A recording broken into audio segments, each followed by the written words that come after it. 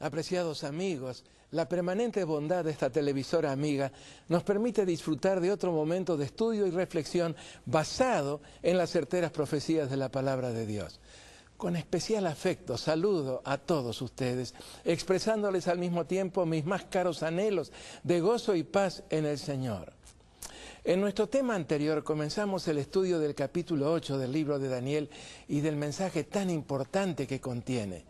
Escrito en el año tercero de Belsasar, el último monarca babilónico. Esto es, en el año 547 a.C., el transcurso de los siglos nada ha restado de su actualidad. Muy por el contrario, el exacto cumplimiento de lo predicho en este capítulo, sumado al hecho de que estamos viviendo al presente sus escenas finales, le han añadido aún mayor actualidad. El mensaje más relevante que nos proporcionan sus versos, el mismo de los capítulos 2 y 7 del libro, es que la historia no consiste en una maraña de personajes, de acontecimientos y de sus fechas respectivas, sino que en toda ella se percibe, contemplada a la luz de las Sagradas Escrituras, una orientación certera y un rumbo perfectamente discernible. Las profecías bíblicas demuestran en sus cumplimientos que los acontecimientos no ocurren al azar, ni tampoco es la casualidad la responsable de los eventos, sino que en el timón de la historia hay una mano firme y certera que la va conduciendo hacia un clímax de bendición y paz. Mis amigos, este es un mensaje de esperanza, extraordinariamente consolador.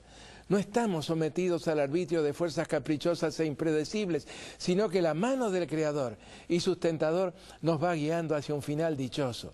Y el cumplimiento de lo anticipado confirma nuestra fe y aumenta nuestra confianza en los sabios propósitos de amor de nuestro Padre Celestial. Sí, apreciados amigos, tenemos un Dios en quien realmente podemos confiar. Luego de una corta introducción cronológica, los versos 2 al 4 de este maravilloso capítulo, bajo el símbolo de un carnero o cordero, anticipan las alternativas más notables de la historia del segundo de los imperios universales, me refiero a Medo-Persia. A la manera de un breve repaso de nuestro tema anterior, leeré estos versículos de la amena paráfrasis comúnmente referida como versión popular. Daniel 8, 1 al 4. Durante el tercer año del reinado del rey Belsasar, yo, Daniel, tuve otra visión, además de la que antes había tenido. Durante la visión me pareció estar en la ciudadela de Susa, en la provincia de Elam. Miré a lo lejos y vi un carnero que estaba a la orilla del río. Tenía 2 cuernos altos, pero uno de ellos le había salido más tarde y era más alto que el otro. Vi que el carnero embestía con sus cuernos hacia el oeste, el norte y el sur, y que ningún otro animal podía hacerle frente, ni librarse de sus golpes. Hacía lo que mejor le parecía y cada vez era más fuerte. La hegemonía de este imperio, el imperio medo-persa, se extendió por algo más de 2 siglos, entre los años 539 y 331 a.C.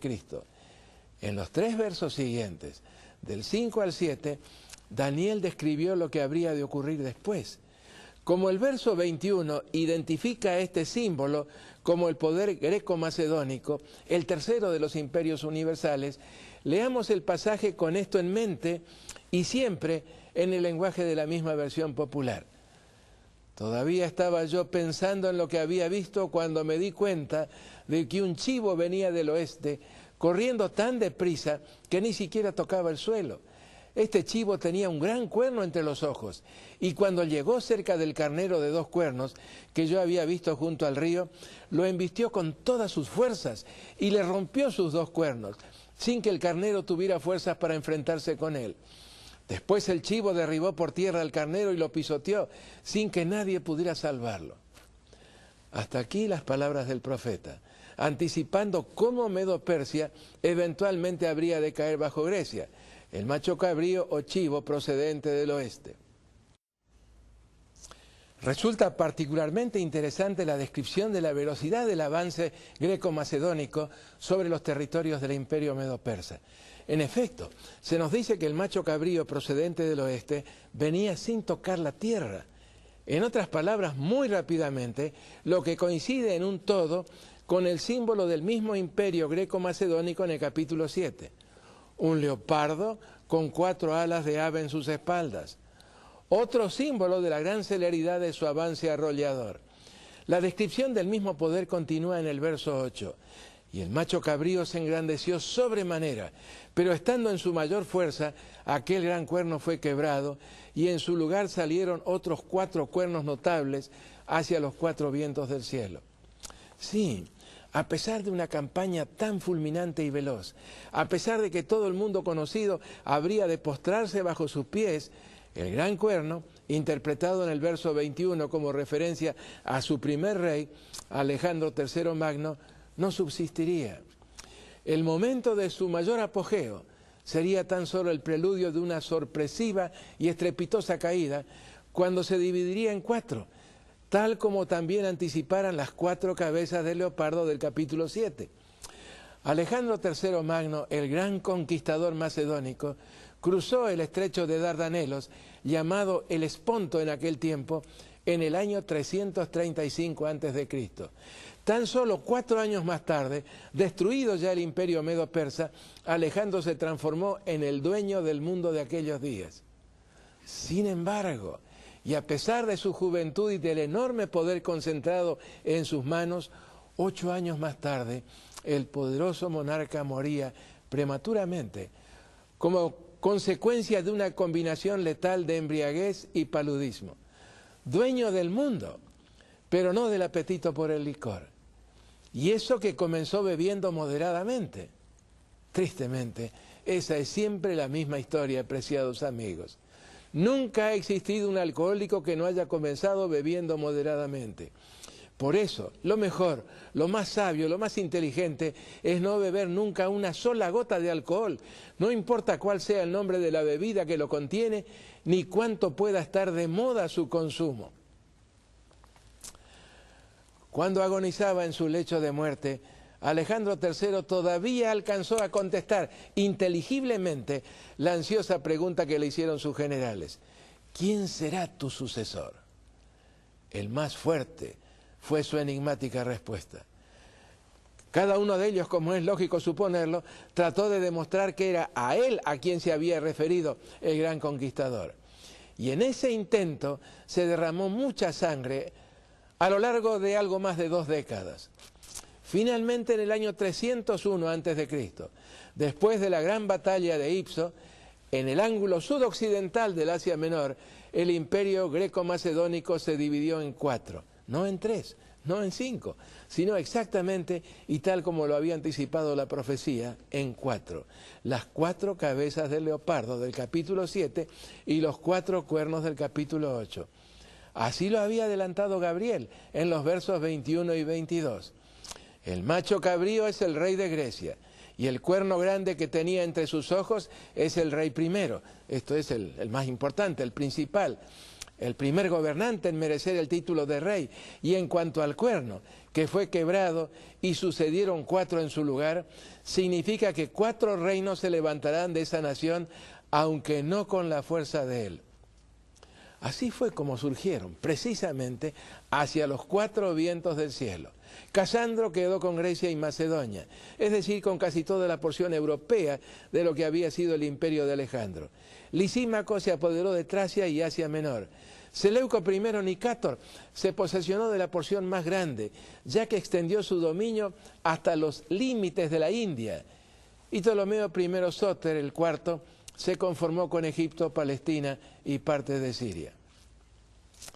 ¿Qué habría de ocurrir después? Lo anticipan proféticamente los versos 9 al 12.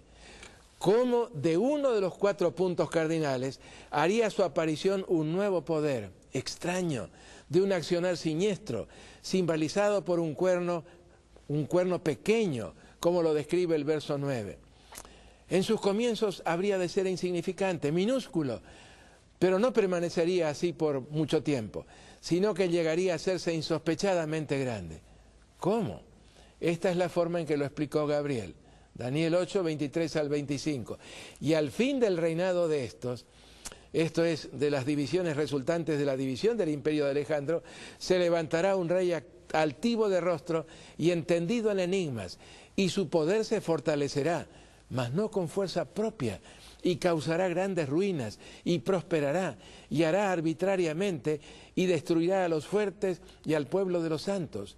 Con su sagacidad hará prosperar el engaño en su mano, y en su corazón se engrandecerá, y sin aviso destruirá a muchos, y se levantará contra el príncipe de los príncipes, esto es, contra Cristo Jesús.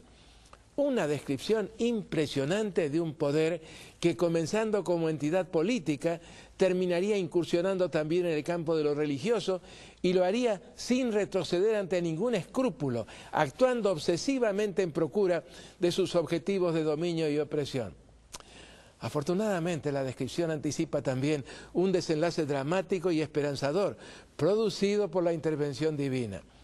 En efecto, de acuerdo al verso 25, ese poder habrá de ser quebrantado, aunque no por mano humana. ¿Recuerdan, amigos, una expresión similar relacionada con el símbolo de la roca en el capítulo 2, destruyendo a la estatua precisamente en la misma forma?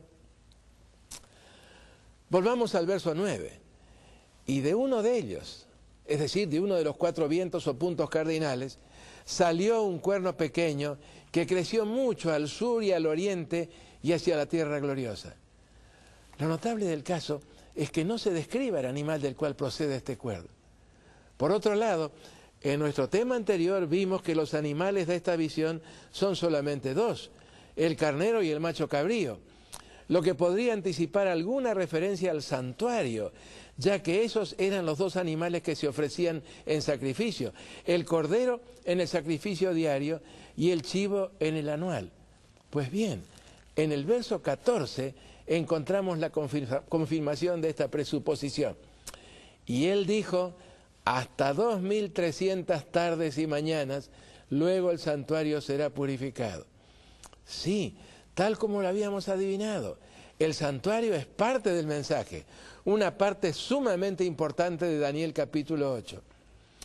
Hay otro punto que conviene destacar.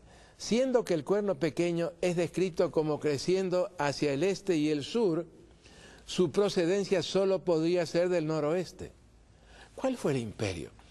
Que luego de la división del imperio de Alejandro en 4, irrumpió desde el noroeste. Solamente uno, el imperio romano. En otras palabras, de uno de los puntos cardinales ingresaría en la escena un nuevo poder representado por un cuerno pequeño, o más exactamente un cuerno de la pequeñez. Sí, tendría un comienzo muy pequeño, pero no permanecería siempre así. Como el animal del cual habría de proceder el cuerno pequeño está descrito en el capítulo 7 y no se lo describe en el capítulo 8, debemos concluir que en el símbolo del cuerno está también contenido el accionar de la 4ª bestia de la cual habría de proceder. En otras palabras, en la descripción de cómo el cuerno habría de crecer hacia el sur y el este y la tierra gloriosa, se anticipan las conquistas de la Roma imperial, apoderándose de todo lo que había sido el imperio greco-macedónico. Y así ocurrió. Avanzando implacablemente hacia el este, Roma se posesionó paulatinamente de las tierras que habían pertenecido a los generales Casandro, Lisímaco y Seleuco, y haciéndolo hacia el sur, dominó también Egipto, el país de los Ptolomeos. Y en ese proceso también se apoderó de Judea, del territorio de los judíos, la tierra gloriosa o del esplendor, llamada así por encontrarse en ella el templo de Dios. Conviene destacar que la presentación profética del capítulo 8 no abunda en detalles de carácter político. Los mismos relacionados con el Cuarto Imperio ya fueron presentados en los capítulos 2 y 7. Tratándose del poder representado por el cuerno pequeño, un poder que habría de surgir de entre las ruinas del Imperio Romano, la descripción se concentra más bien en los variados aspectos de su accionar. La primera frase del verso 10, y se engrandeció hasta el ejército del cielo, denuncia una transición muy marcada de lo meramente político a lo religioso, exactamente como se la presenta también en el capítulo 7. La Roma política daría lugar a una Roma religiosa, una Roma cuyo accionar estaría dirigido especialmente en contra de Dios y de su pueblo. Así lo describe el profeta, y se engrandeció hasta el ejército del cielo. Y parte del ejército y de las estrellas se echó por tierra y las pisoteó. Aún se engrandeció contra el príncipe de los ejércitos, y de él fue quitado el continuo, y el lugar de su santuario fue echado por tierra. Y a causa de la prevaricación le fue entregado el ejército junto con el continuo, y echó por tierra la verdad, e hizo cuanto quiso y prosperó. Entonces oí a un santo que hablaba, y otro de los santos preguntó a aquel que hablaba: ¿hasta cuándo durará la visión del continuo y la prevaricación asoladora, entregando el santuario y el ejército para ser pisoteados? Resulta evidente que toda esta descripción apunta a un accionar eminentemente religioso. Este poder pretendería representar a Dios y a Cristo en esta tierra, y sin embargo su inspiración verdadera procedería no de Dios, sino del enemigo de Dios. Este poder tendría que ser romano, según la descripción coincidente de los dos capítulos, el 7 y el 8. El cuerno pequeño del capítulo 7 y el cuerno pequeño del capítulo 8 son uno y el mismo poder, el poder apóstata y blasfemo, que habría de surgir después de la caída y división del Imperio Romano y en lo que había sido su misma sede, la ciudad de Roma. Este poder antidios y anticristo recién podría surgir después de que se hubiera producido la caída del Imperio Romano, ya que habría de sentarse en el mismo trono de los Césares. Y el testimonio objetivo de la historia es irrefutable. En palabras del historiador Alexander Flick, por citar tan solo uno de los numerosísimos historiadores que lo confirman: de las ruinas de la Roma política se levantó el gran imperio moral en la forma gigante de la Iglesia romana. The Rise of the Medieval Church, en la página 150. Volvamos ahora a los versos recién leídos, los versos 10 al 13, y destaquemos algunas de sus declaraciones juntamente con una brevísima referencia a su cumplimiento. Y se engrandeció hasta el ejército del cielo. ¿Quiénes constituyen este ejército del cielo? La expresión ejército del cielo se emplea con por lo menos tres significados distintos en las Escrituras. Como referencia al universo sideral, las estrellas, como referencia a los ángeles y también como referencia al pueblo de Dios sobre la tierra. Ahora, en este versículo no hay dudas de que se trata de los hijos de Dios, los verdaderos hijos de Dios, sus representantes sobre este agobiado planeta. En el capítulo 12, verso 3, se los identifica con mayor claridad aún. Los entendidos, es decir, los que realmente comprenden el mensaje de las profecías, resplandecerán con el resplandor del firmamento, y los que enseñan la justicia a la multitud. En otras palabras, el gran tema de las profecías es Jesús y su justicia, como las estrellas a perpetua eternidad. El ejército del cielo son entonces seres humanos, quienes mediante el estudio de la palabra de Dios llegan a comprender las profecías, viven de acuerdo a la voluntad de Dios. Y no solo eso, sino que también enseñan a otros el mensaje profético. Ellos son las estrellas del cielo en la tierra, reflejando en sus vidas, en sus palabras y actos, la luz del carácter de Dios. Sí, el poder representado por el cuerno pequeño habría de engrandecerse en contra de este ejército del cielo. ¿Cómo fue que lo hizo? Declarándolos herejes, condenándolos y persiguiéndolos, como tan claramente lo anticipara la profecía y lo demuestra la historia. El mismo verso 10 nos explica cuál habría de ser el resultado del engrandecimiento de este poder en contra del ejército del cielo, en contra de los verdaderos hijos de Dios. Y parte del ejército y de las estrellas se echó por tierra y las pisoteó. Persecución y muerte, tal como lo anticiparan los versos 21 y 25 del capítulo 7 con estas palabras: y veía yo que este cuerno hacía guerra contra los santos y los vencía, y hablará palabras contra el Altísimo, y a los santos del Altísimo quebrantará, y serán entregados en su mano hasta tiempo y tiempos y medio tiempo. Persecución, sí, pretendiendo representar a Dios, perseguiría a los hijos de Dios. La documentación es demasiado abundante y suficientemente accesible como para que pudiera ser necesario recordar aquí los abismos de crueldad de este poder perseguidor. En el capítulo 11 el profeta vuelve a registrar esas escenas de persecución y lo hace en el verso 33. Y los sabios del pueblo instruirán a muchos, y por muchos días caerán a espada y a fuego en cautividad y despojo. El historiador suizo Gossen comenta de esta manera el edicto del Concilio de Tolosa del año 1229, mediante el cual se dio por concluida la cruzada proclamada por este poder en contra de los albigenses y se instituyó el tenebroso tribunal de la Inquisición. Dice el historiador, era un decreto de fuego, de sangre y de asolamiento.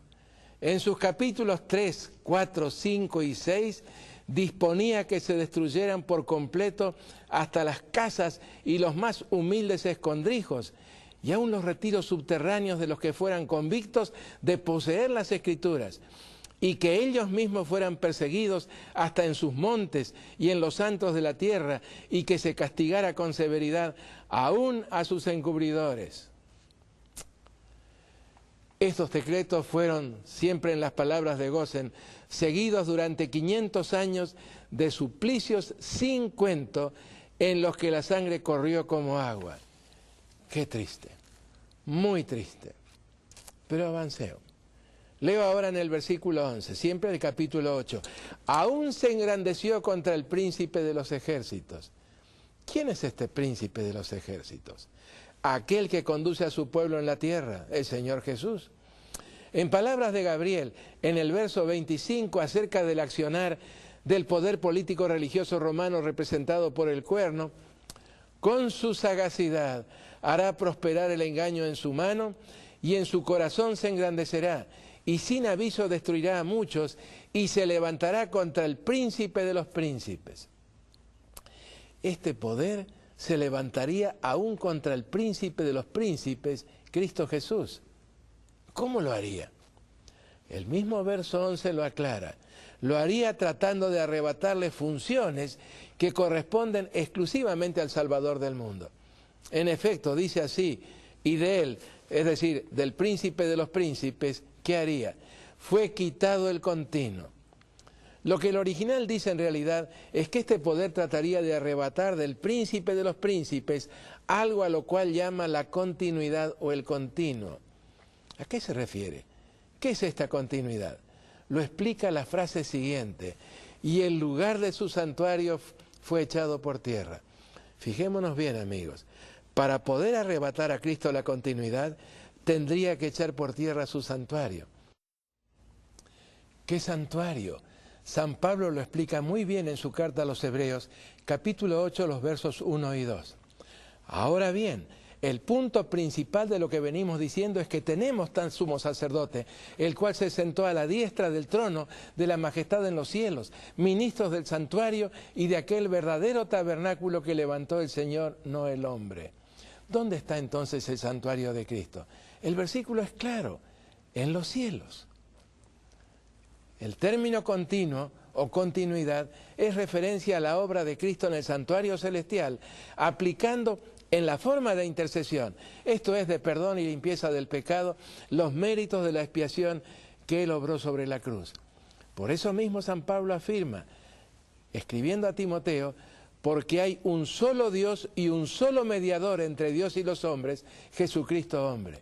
Sí, la Biblia es perfectamente clara y específica. Hay un solo mediador entre Dios y los hombres, Jesucristo hombre. Y refiriéndose a esa ya mencionada continuidad de Cristo, el mismo apóstol asevera en Hebreos 7:25, por lo cual también puede salvar perpetuamente a los que por Él se acercan a Dios, viviendo siempre para interceder por ellos.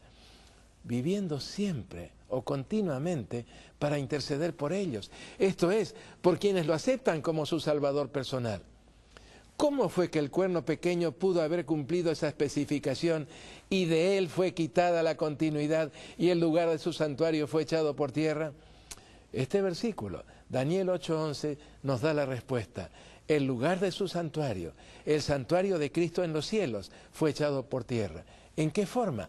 Pues instaurando un sistema de intercesión y perdón de los pecados basado en un presunto nuevo sacrificio de su pura invención, Para ello le fue necesario crear un nuevo sacerdocio, con un sumo pontífice a la cabeza, y levantar templos y santuarios para la repetición interminable de ese nuevo sacrificio incruento, es decir, sin sangre. Para hacerlo, tuvo que dejar de lado completamente toda la enseñanza de la Escritura en relación a Cristo y su ministerio. En efecto, en la Epístola a los Hebreos, San Pablo asevera en 7 pasajes distintos que el sacrificio de Cristo fue hecho una sola vez y para siempre. Ese sacrificio perfecto, simbolizado por todos los sacrificios de la ley ceremonial hebrea, puso un definitivo fin a todo otro sacrificio expiatorio. El perfecto sacrificio de Cristo, absolutamente suficiente, es por definición irrepetible. Realizado ese sacrificio con mayúscula, Cristo inauguró su obra de mediación sumo sacerdotal en el santuario celestial y con ello terminó definitivamente con todo sacerdocio humano, con todo santuario humano y con todo sacrificio expiatorio. Sí, mis amigos, fuera de Cristo no necesitamos de ningún otro mediador, ni angélico ni humano. Si los hubo en lo pasado, cuando todavía Cristo no había ofrecido su sacrificio supremo, todos ellos caducaron definitivamente cuando Cristo dio su vida en la cruz. Y ya de regreso en el cielo, inició su propio sumo sacerdocio. Ahora los creyentes podemos acercarnos a Dios directamente, porque junto a su trono tenemos un pontífice, un sumo sacerdote que nos comprende e intercede por nosotros. En consecuencia, cualquier otro sacerdocio es por definición total y definitivamente ilegítimo. El verso 12 hace las veces de un resumen enfático de todo lo anterior. Y a causa de la prevaricación, es decir, de esta gran estafa doctrinal, de esta gran falsificación de la obra de Cristo, le fue entregado el ejército. El mismo ejército del cielo del cual habla el verso 10, junto con la continuidad. ¿Cuál fue el triste resultado de todo esto? Lo dice la última parte del verso que estamos considerando: y echó por tierra la verdad e hizo cuanto quiso y prosperó. ¿Cuál es esa verdad que el cuerno pequeño romano o abominación desoladora falsificó y echó por tierra? La verdad de un sacrificio expiatorio ya realizado, allá en la cruz del Calvario, una sola vez y para siempre, absolutamente suficiente. La verdad de un santuario celestial, el único y legítimo válido desde que Cristo lo inaugurara con su sangre. La verdad de un solo sumo sacerdocio, el de Cristo Jesús en el cielo. Y por último, la verdad de una continuidad, de una intercesión única y constante, la de nuestro único sumo pontífice, Cristo Jesús, el único suficiente Salvador. Mis queridos amigos, qué privilegio ha sido para mí estudiar este tema con ustedes. Si algo anhelo de todo corazón es que Dios los bendiga ricamente, que su poder se manifieste en sus vidas, y nos volvemos a ver pues en el próximo tema. Así sea. Amén.